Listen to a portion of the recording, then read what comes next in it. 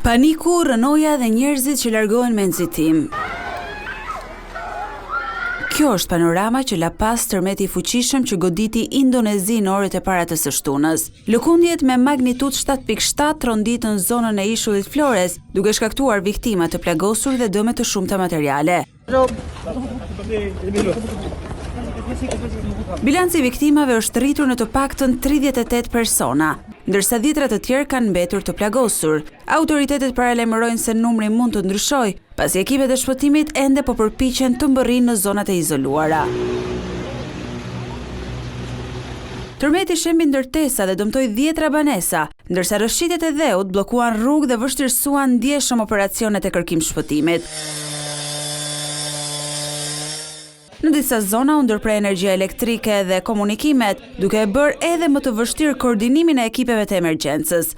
Vetëm në një prej zonave të prekura, një rrëshqitje dheu shkaktoi 16 viktima. Rreth 2000 banor u detyruan të largohen nga shtëpitë e tyre, ndërsa autoritetet aktivizuan ekipet e emergjencës dhe vijojnë kontrollet për persona të bllokuar nën rënoja. Frika u shtua edhe më shumë pas lëshimit të një paralajmërimi për tsunami. Banorët e zonave bregdetare u evakuan drejt vendeve më të larta, por alarmi u hoq disa orë më vonë, pasi nuk u konstatua një rrezik i madh nga dallgët. Pas goditjes kryesore u regjistruan edhe disa pasgoditje të fuqishme, duke mbajtur banorët në ankth dhe duke komplikuar më tej punën e ekipeve të shpëtimit. Dhe ndërsa Indonezia po përballet me pasojat e një tjetër katastrofe sismike, vëmendja rikthehet te Kolumbia, e goditur vetëm pak ditë më parë nga një tërmet i fuqishëm.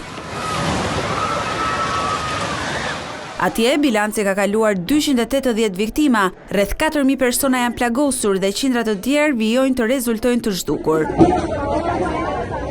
Qytetet të tëra janë përballur me ndërtesa të shembura, spitale të dëmtuara dhe familje që presin ende lajme për të afërmit e tyre.